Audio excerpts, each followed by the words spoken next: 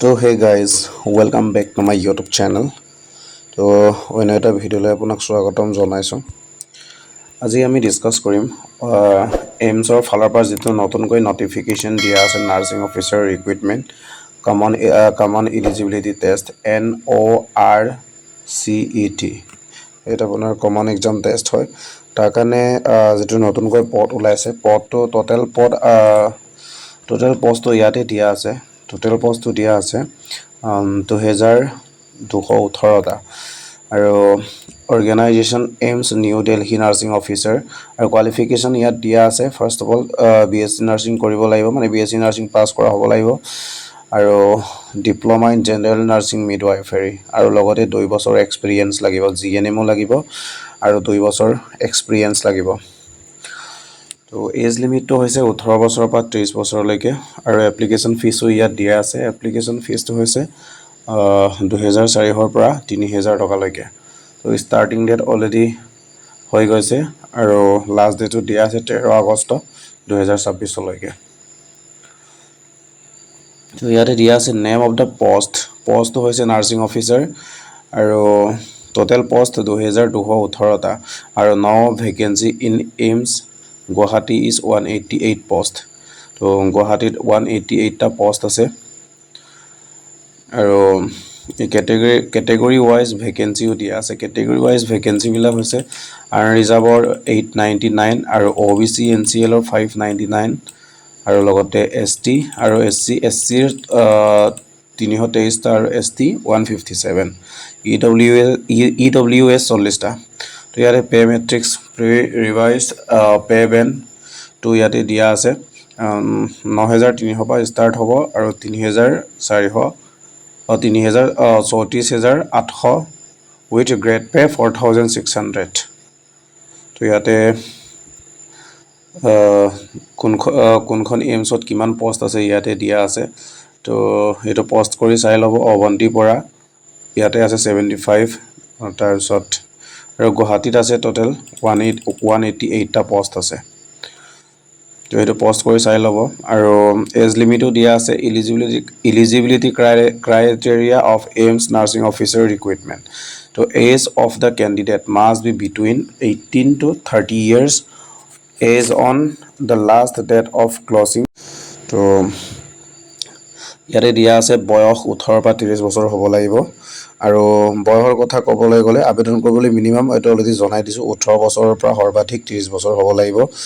SC ST আৰু OBC কাৰণে আৰু PWD কেণ্ডিডেটছৰ কাৰণে চৰকাৰী নিয়ম অনুসৰি তো ইয়াতে দিয়া আছে। SC ST কাৰণে এজ ৰিলেক্সেশ্যন দিয়া আছে 5 বছৰ, OBC কাৰণে 3 বছৰ আৰু PWBD কাৰণে 10 years আৰু PWBD প্লাছ OBC কাৰণে 13 years আৰু PWBD প্লাছ SC ST কাৰণে 15 বছৰ ইয়াত দিয়া আছে। আৰু এডুকেশ্যনেল কোৱালিফিকেশ্যন অলৰেডি আপোনালোকক জনাই দিয়া হৈছে কি লাগিব যোগ্যতাটো, তথাপিও আৰু এবাৰ জনাই দিছোঁ, শুনি ল'ব।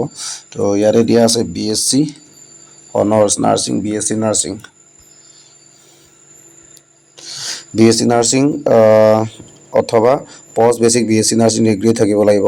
নহ'লে আনহাতে GNM কৰা প্ৰাৰ্থীসকলেও আবেদন কৰিব পাৰিব, কিন্তু তেওঁলোকে ষ্টেট নাৰ্ছিং কাউন্সিল বা অথবা ইণ্ডিয়ান নাৰ্ছিং কাউন্সিলত ৰেজিষ্টাৰ্ড নাৰ্ছ এণ্ড মিডৱাইফাৰী হিচাপে পঞ্জীয়নভুক্ত হ'ব লাগিব। লগতে GNM প্ৰাৰ্থীৰ ক্ষেত্ৰত নটিফিকেশ্যনত উল্লেখ কৰা অভিজ্ঞতাও থাকিব লাগিব, মানে মিনিমাম 2 বছৰ এক্সপিৰিয়েঞ্চ থাকিব লাগিব।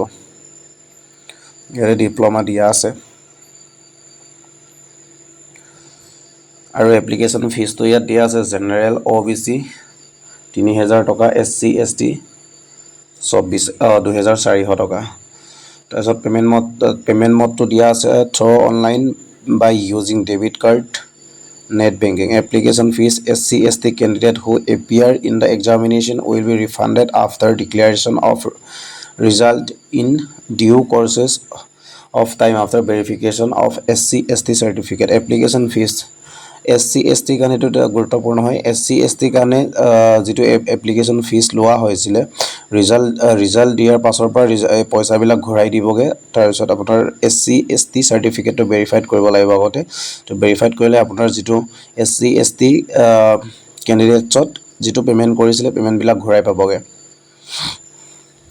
তো যদি আপোনাক লিংক লাগে মই লিংকটো তলত পেস্ট কৰি দিম ডেসক্ৰিপচনত তো ইয়াতে ইম্পৰ্টেন্ট লিংকো দিয়া আছে আৰু অনলাইন পোৰ্টেল কিটা অলৰেডি খুলিছে 24 তাৰিখৰ পৰা আৰু লাষ্ট ডেটটো দিয়া আছে 13 আগষ্ট 2026 সন্ধিয়া 5টা বজালৈকে আৰু date of release of admit card 9 সেপ্টেম্বৰত এই এডমিট কাৰ্ডটো দিবগে আৰু online CBT for stage 1 NORCET ইয়াতে আপোনাৰ ফাৰ্স্ট CBT एग्जाम तो 12 सेप्टेम्बर तारिखे होबो আৰু যদি 1 सेप्टेम्बर तो फर्स्ट एग्जाम तो আপোনাৰ ক্লিয়াৰ হয় তেতিয়া মেইনছ एग्जाम তো হ'ব 3 सेप्टेम्बर तारिखे তো ইয়াতে এপ্লিকেশন ফৰ্মও দিয়া আছে যদি আপুনি কৰিব বিচাৰে ইয়াতে কৰিব পাৰে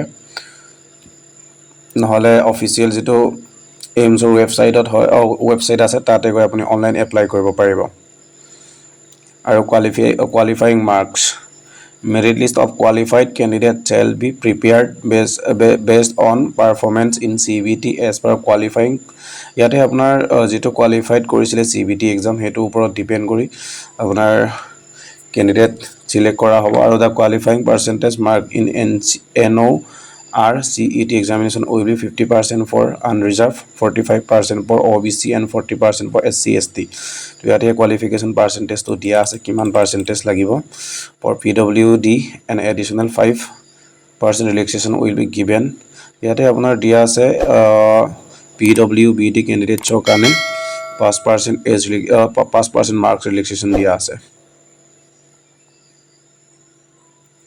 তো আশা কৰিছো ভিডিওটো চাই ভাল লাগিলে যদি আপোনাক এই লিংকটো লাগে লিংকটো মই ডেসক্ৰিপচনত দি দিম আৰু ভৱিষ্যতে এনেকা নতুন ভিডিও বিলাক আপডেট পাই থাকিব কাৰণে চেনেলটো সাবস্ক্ৰাইব কৰিব নাপাহৰিব